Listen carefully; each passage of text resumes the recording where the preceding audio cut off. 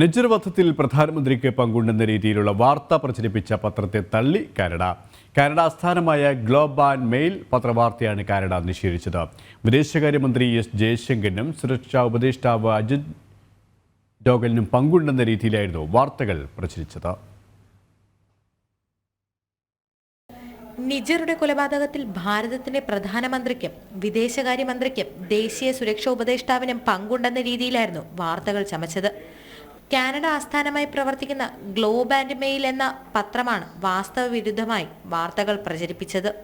മാധ്യമത്തിന്റെ ഈ നിലപാടിനെയാണ് കാനഡ തള്ളി പറഞ്ഞിരിക്കുന്നത്. കൊലപാതകത്തിൽ ഭാരതത്തിന്റെ ഉന്നത നേതാക്കൾക്കും സുരക്ഷാ ഉപദേഷ്ടാവിനും പങ്കുണ്ടെന്ന് ആരോപണം പൂർണ്ണമായും കാനഡ തള്ളി. നേരത്തെ കൊലപാതകത്തിന്റെ പിന്നിൽ ഭാരതമെന്ന ആരോപണം കാനഡ മുന്നോട്ട് വച്ചിരുന്നു. തെളിവുകൾ കൈമാറിയെന്ന നിലപാടും അറിയിച്ചിരുന്നു. എന്നാൽ തെളിവുകളല്ല, ഇന്റലിജൻസ് വിവരങ്ങളാണ് തങ്ങളുടെ കൈവശമുള്ളതെന്ന് പിന്നീട് പ്രധാനമന്ത്രി ജസ്റ്റിൻ ട്രൂഡോ മാറ്റി പറഞ്ഞു.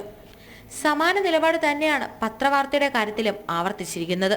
വാർത്തകൾ ചോർത്തി നൽകിയെന്നുൾപ്പെടെ നിരവധി ആരോപണങ്ങൾ നിജറുടെ കൊലപാതകവുമായി ബന്ധപ്പെട്ട് കനേഡിയൻ സർക്കാരിനെതിരെ ഉയർന്നിരുന്നു.